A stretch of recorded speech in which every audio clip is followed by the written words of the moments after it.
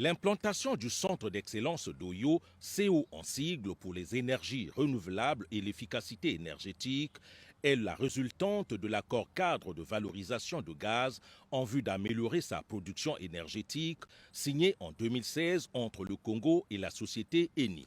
Pour favoriser l'intégration de ce centre dans le réseau mondial des centres régionaux pour l'énergie durable, la République du Congo a sollicité en 2019 l'appui de l'Organisation des Nations Unies pour le développement industriel, ONUDI en sigle. C'est ainsi que le partenariat Congo-Eni-ONUDI constitue la clé de voûte de la conceptualisation du CO jusqu'à sa mise en œuvre et son opérationnalisation sera effective après son inauguration prévue le 23 avril 2023 par le président de la République Denis Sassou Nguesso au regard des enjeux énergétiques, socio-économiques, environnementaux, géographiques et politiques qui font du CO un centre d'intérêt stratégique au niveau national et sous-régional.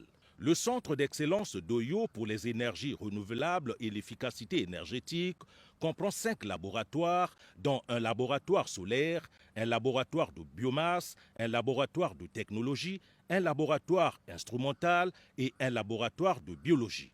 Le centre est aussi doté d'une salle électrique, d'une salle de serveurs, d'une salle de conférence, d'une salle de réunion, des bureaux et de 15 logements pour les travailleurs. La ministre de l'Enseignement supérieur, de la Recherche scientifique et de l'Innovation technologique, Edith Delphine Emmanuel, dégage l'intérêt du centre et les attentes des populations. Aujourd'hui, le recours aux énergies renouvelables constitue l'un des moyens de pouvoir réagir avec efficacité à ce contexte et à ces contraintes auxquelles nous sommes confrontés présentement. Il s'agit pour la République du Congo et pour le chef de l'État qui est responsable de la commission climat du bassin du Congo, de pouvoir une fois de plus confirmer l'engagement de la République du Congo dans le développement durable et dans la volonté de faire face à ces changements climatiques. C'est en cela que l'inauguration de ce centre va permettre à notre pays d'entreprendre non seulement la recherche fondamentale, la recherche appliquée, c'est-à-dire de trouver les moyens de pouvoir apporter des réponses aux questions que les sociétés se posent, notamment dans le domaine de la lutte contre le changement climatique. Le centre d'excellence d'Oyo correspond aux standards les plus élevés en matière de recherche.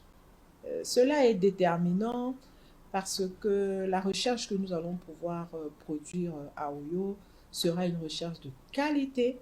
Nous avons fait en sorte que non seulement les installations, les équipements et aussi l'expertise qui va pouvoir y être déployée correspondent aux normes prescrites.